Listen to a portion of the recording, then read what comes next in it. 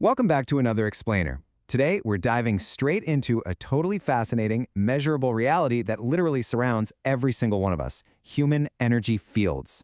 I mean, whether you call it a vibe, an aura, or a biofield, science and ancient traditions are actually starting to overlap in a huge way to describe this invisible world.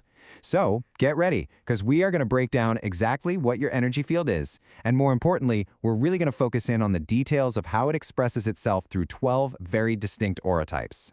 But before we get into the nitty-gritty of those 12 types, let me ask you something. Have you ever walked into a room and just instantly felt someone's vibe before they even opened their mouth? You know, maybe you felt this immediate sense of calm sitting next to a total stranger on a train, or conversely, you felt completely wiped out after just like 5 minutes of talking to someone at a party. We've all absolutely been there.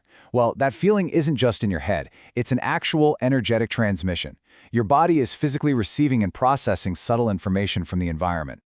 Okay, let's dive into this. What exactly is an aura, anyway? Simply put, an aura is the emanation of prana, which is your vital life force. It forms this electromagnetic biofield that naturally surrounds you and expresses your current physical, emotional, and spiritual state. It's not just some woo-woo mystical concept, it's a natural consequence of consciousness itself. Just like your physical body gives off heat, your life force emits a dynamic, entirely measurable field. So here is our roadmap for this explainer. We're going to hit the energy field, then grounded and sensitive types, followed by controllers, minimizers, and broadcasters, then catalyst, channels, and exchangers, and we'll wrap it up with seeing your aura. All right, kicking things off with Section 1, the energy field, the science and spirit of auras.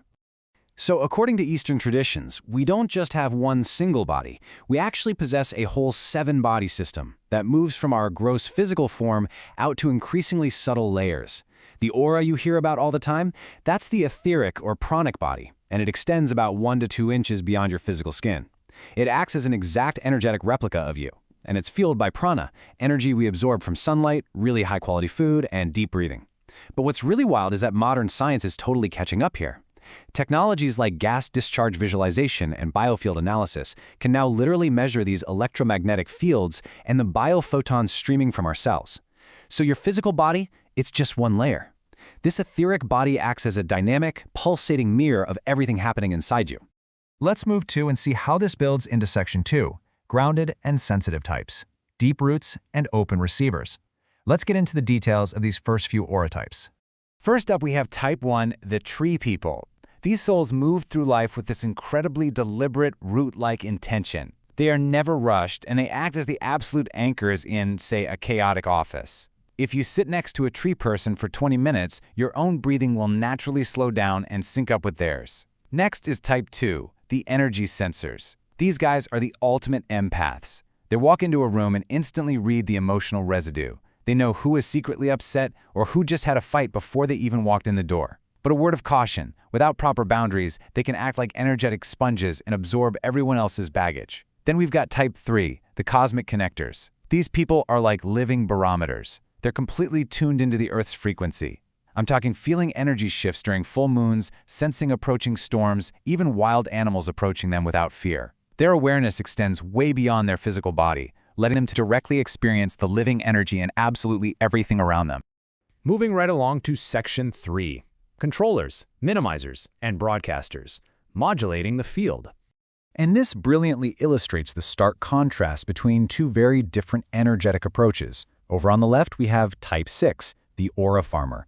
Think of that super charismatic influencer who somehow leaves you totally exhausted after just a 5-minute chat.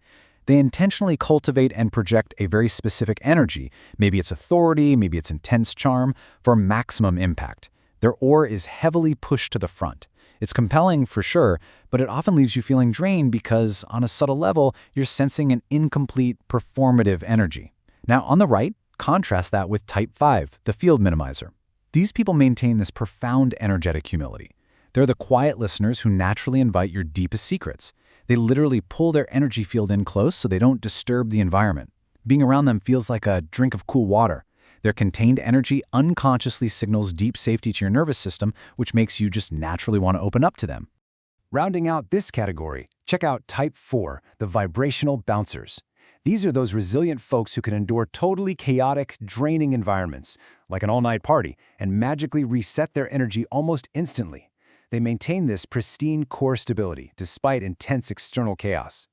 Then there's Type 8, the thought broadcasters. Their mental energy is so amplified that they can literally plant their thoughts into your head before they even speak. No joke. They can effortlessly shift group conversations just by the sheer coherence of their energy. And Type 11, the radiant projectors.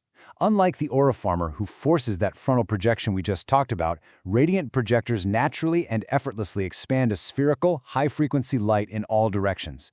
They don't push energy at you, they just glow, kind of like a warm sun. When they walk into a room, the mood of the entire space just instantly elevates. All right, on to Section 4, catalysts, channels, and exchangers, the mechanics of interaction. First in this group is Type 7, the energy manipulators. They act almost like energy sculptors. They possess this remarkable ability to direct their field outward, often through their hands or specific gestures known as mudras. They can literally concentrate energy at their fingertips to influence physical reality or even accelerate healing in others. You might actually feel a slight temperature change or a tingling sensation if you just place your hand near theirs. Next is Type 9, the energetic exchangers.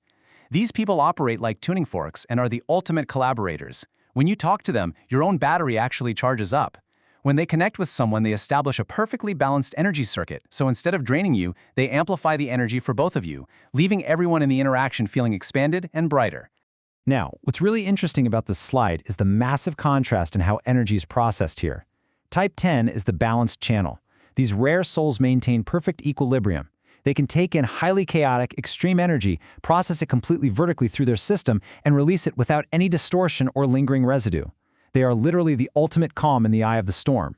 On the completely opposite end of the spectrum, we have Type 12, the pattern breakers. These disruptive souls carry rapid oscillations in their field. They are the lightning bolts in a stagnant room. Expect sudden career changes or wild synchronicities just by being near them. They don't try to cause chaos. Their mere presence just prevents energetic calcification and forces growth. Finally, Section 5, seeing your aura. Master your own energy. So how can you actually train your peripheral vision to perceive your own etheric body? It's surprisingly straightforward. Step 1, find a well-lit room. Natural sunlight is definitely best. And sit in front of a plain white or off-white background. Step 2, hold your hand out at arm's length. Step 3, and this is key, instead of staring directly at your hand, fix a soft, kind of unfocused gaze on the empty space right between your fingers. Finally, just wait patiently. Try your hardest not to blink, because blinking resets your focus. After a little while, you'll start to see what looks like a transparent, mirage-like outline, or almost a faint heat wave tracing the edge of your hand. With a bit of practice, subtle colors will actually begin to expand from that outline. So, the crucial point is, the aura is just one more mirror, a soft glow of the infinite reflecting through form. Ultimately, it's really important to remember that the colors and shapes you might eventually start seeing, they are not fixed. There are no bad auras. They are dynamic, ever-changing reflections of your inner consciousness, your breath, and your present emotional state. It's simply energy. And by becoming aware of it, you gain the power to consciously shift it. As we wrap up this explainer, I want to leave you with this final thought to chew on. Out of all the beautifully distinct energetic signatures we just broke down, from the deeply grounded tree person to the catalytic pattern breaker, which of the 12 aura types are you broadcasting to the world today? And more importantly, now that you know the mechanics of this invisible world, how will you choose to consciously shape your energy field tomorrow? Thank you so much for exploring this with us. And hey, keep paying attention to the energy you bring into the room.